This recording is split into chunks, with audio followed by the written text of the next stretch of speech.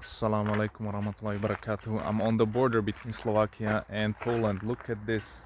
These mountains are called Tatra mountains. It's really amazing. I'm actually on the border, like maybe 1 mile this way is a border. And sun, it's about 8:30 a.m. Subhanallah, it's so beautiful.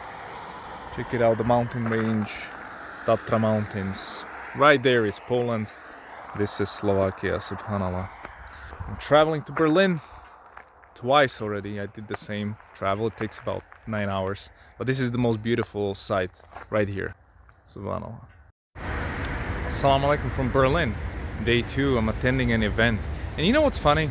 The whole event is about health and digital health, and a lot of it is about mental health. But mental health is the only thing you can't really see, because I understand the medical device treating a heart or a cancer, because you can actually measure it and see the impact of a device. But with mental health, even if you claim, my app has 40% improvement in whatever, or decrease in depression, that's all based on like feelings, right? Like based on like patient telling you something. I think the whole thing is a joke, but I'm just going there anyways, subhanallah. And yeah, these are some of the biggest mental health companies in the world. And I just feel they're completely ridiculous, to be honest. And some of them are ran by like trans persons. So subhanallah, without connecting to Allah subhanahu wa ta'ala, you cannot have a good mental health. I'm not saying that just being a Muslim will solve all your issues and like you're gonna be amazing. That is not what I'm saying. But I'm saying that is like without proper understanding who your creator is, what is your purpose in the dunya, in this world, there's no way you're gonna have a great mental health. There's no way. You will have to replace it by something. You will have to find some sort of source of identity in something else that gives you meaning and purpose. SubhanAllah, crazy stuff. So let's go and see what they have to say. Berlin is ugly as always. And yeah, I'm just back doing some business. Alexanderplatz. Crazy about Berlin, look at these ugly ass buildings. Look at this. This is the stuff we don't have in Slovakia. These sort of communist buildings. It's super ugly, man. Like, sorry man, but Berlin is like just ugly. And like in the middle of this ugliness is this like horrible building which is the center of all health companies in the world now. SubhanAllah. Looks like a masjid. Damn.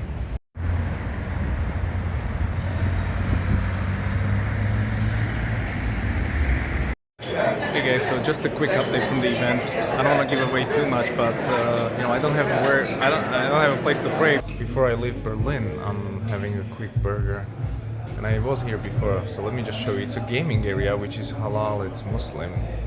Strange.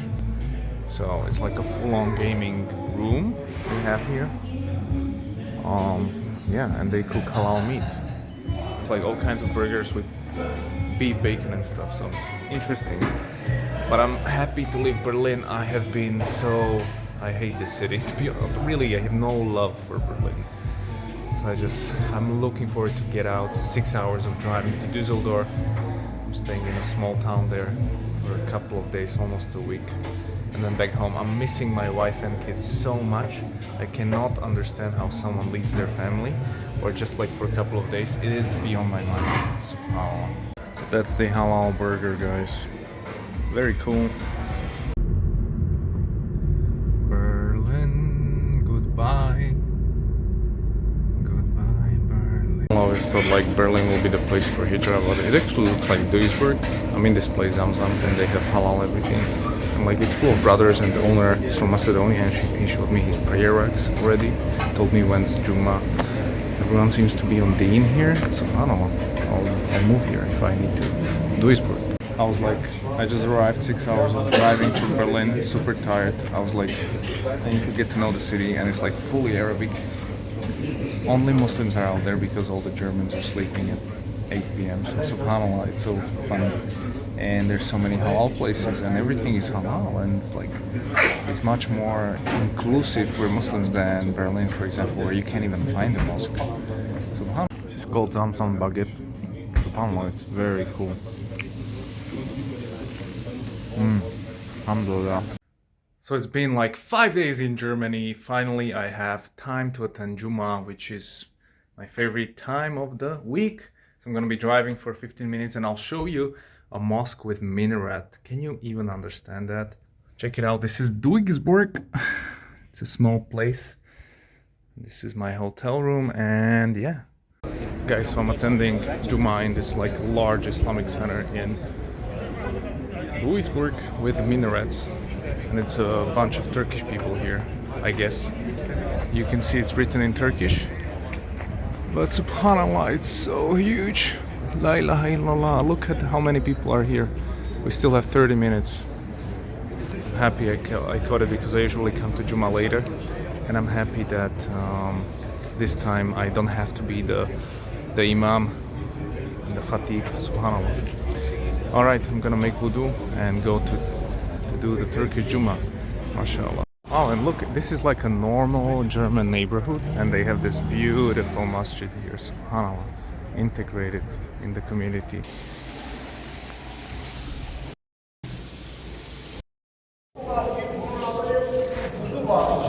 Ama kesinlikle içinde kibri olmayan bir özgüvendir. Karıştırmayalım. Özgüven demek, hava atmak demek. Üremeyin, fark etmez. İkisi de Rabbimizin ilmidir. İlim arttıkça tevazu artması lazım. İlim arttıkça boyun bükülmesi lazım bir başak gibi. Eşhedü en la ilahe illallah. Subhanallah, Jumu'ah is finished with special dua. I always know Turkish Jumu'ahs because they do. You pray group sunnah, Hanafi fiqh, which I follow, so I fit in perfectly. I just don't understand anything. I don't know what's happening, but they're lining up in front of the masjid. I'm not sure why. Let's see. Elhamdülillahi Rabbil Alemin ve salatu ve selamu ala Resulina Muhammedin ve ala alihi ve sahbihi ecmaîn. Kıymetli cemaatimiz, Rabbimiz kıldığımız cuma namazımızı kabul eylesin. Okay, I know why. It's Janazah. Nafiz Semirgen, Rabbimizin kulu. Nafiz Semirgen kardeşimiz, abimiz, büyüğümüz olacağını unutmayalım. Bugün Nafiz abimiz hepimize nasihat ediyor. Diyor ki ey kardeşlerim, taziye vermek için Allah rahmet eylesin. Subhanallah. Ya o da tembel adam ya. Tamam. Subhanallah. Just pray Janazah.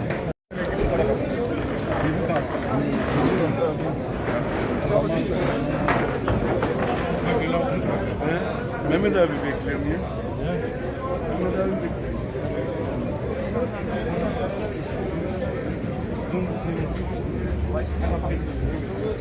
So I've only prayed 2 janazas in my life, and this one was weird. This one was like takbir, 3 takbirs, and then assalamu alaikum wa rahmatullah. But it was a bit, it's a bit different. So, subhanallah. I never knew the guy, but prayed it. Alhamdulillah. Indeed, this is super strange. Check it out. There you have a church, subhanallah. Right over here, a masjid, mashallah. Subhanallah. Full of Muslims blocking the streets. Alhamdulillah. Wow. Very interesting. If I ever made hijrah, I hate Western Europe in general. I don't hate it, but I don't consider that life interesting. It's too much.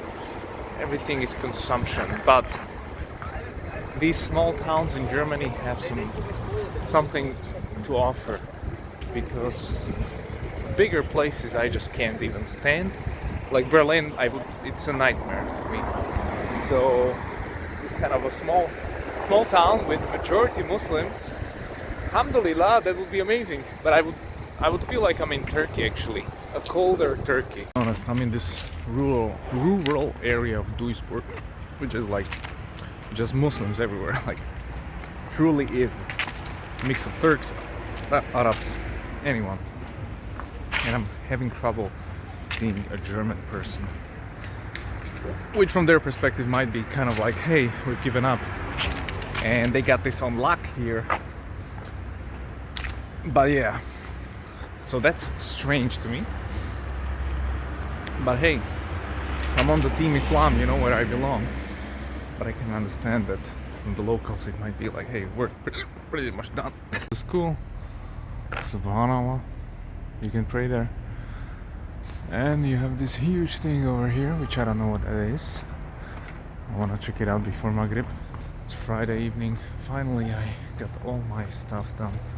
I'm so tired. I have the weekend here. I'm gonna spend it just chilling, and then Monday, Tuesday, Wednesday in Düsseldorf, I'm attending the largest medical trade show in the world, and then I'm going back to Slovakia. Subhanallah, I have never been away from my kids this long. I will never do it again. 10 days is too much. Check it out. The Arabic everywhere, alhamdulillah. Spider-Man climbing, interesting. Subhanallah. And Muslims everywhere. Again, shawarma. I have never seen such a small town. It's not a town, but such a small place with so many Muslims. Here's the Christmas market. It's pretty ugly. Pretty ugly because it's full of Muslims. Subhanallah. How strange is that? And they're doing dawah. This is dawah. This is dawah. Dawah to Bible. Wow. What a pointless effort.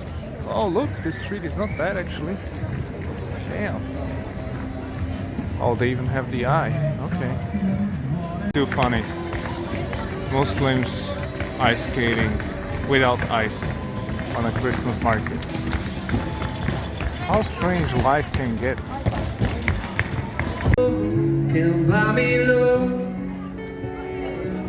Muslim girls watching the Christian dancing. Wow guys, check it out. Islamic Center in Duisburg. Just made it for Maghrib. Quick, I need to pray.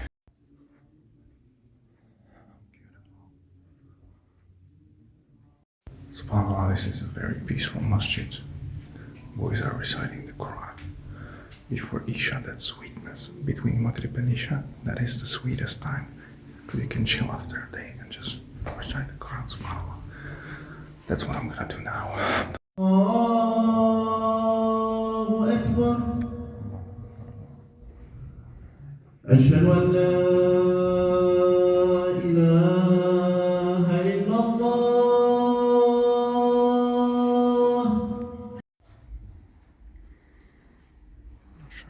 SubhanAllah, what a great place. Spent like 1 hour here, 1 hour and something. SubhanAllah, amongst like just normal buildings, masjid, a dream for Slovak Muslims. SubhanAllah. By the way, one big issue of Muslims living in Europe, guys, you're eating junk, you're overweight. I can see it. Even young boys are fat. Why? Because they eat fried chicken, they eat fries all the time, and they don't eat healthy food. This is a problem. I can see all the shops and kebab stores are full, and they all eat the same stuff. It's junk. So meat and fries. This is not good to eat. I eat it if I need to, but you can't eat that every day. SubhanAllah. So I see a lot of people are overweight, especially young Muslims, and that's not good. I'm not saying I'm slim. I also I would like to lose some weight, but I'm saying you gotta mix it. You gotta have vegetables, man. Lose those fries, because you're gonna be very big soon. And also a lot of sugar, like a lot of cakes, baklavas. This is all haram in my mind, because one baklava will give you so much calories, you can't burn it. And that's why you're fat. And subhanAllah, there are so many fat Muslims. Like, it's really incredible. So yeah, just a piece of advice. Even if you're poor, you can find good food which is cheap and eat it, like lentils, or whatever. Or if you have fries, just make mashed potatoes. Just some vegetarian advice, and meat is fine, but just don't fry stuff. Frying is like the killer, really. Anyways, I know you won't listen, so that's me. Another problem, sorry, but I'm going in, guys. I don't mind. The fashion, like all the Muslims wear black shirts and black stuff. Like, I get it, I like black, but why everybody, like, it looks like a row of black jackets? And second of all, everyone has a cigarette in their hand. Everybody, and that's not even talking about like makruh, haram, whatever. It's just a bad look. Like, generally speaking, no one likes that. SubhanAllah. So It's just like stereotype, right? See a Muslim, he has a beard, he has a cigarette, he makes trash, and he wears a black clothes, and that's typically what it is. I just forgot to pay for my halal burrito, so I went back to the guy who I met yesterday, and I told him, hey, here's 8 euros, which is quite cheap. And he was like, no, this is for you, the chef gave it to you. I'm like, subhanallah. So I had free dinner, and subhanallah, this is what happens in Islamic Germany. And it is Islamic Germany. Like, there are 4 women who just walked by in this video, and they all wear hijab. This doesn't happen even in Turkey, my boy. We got this on lock.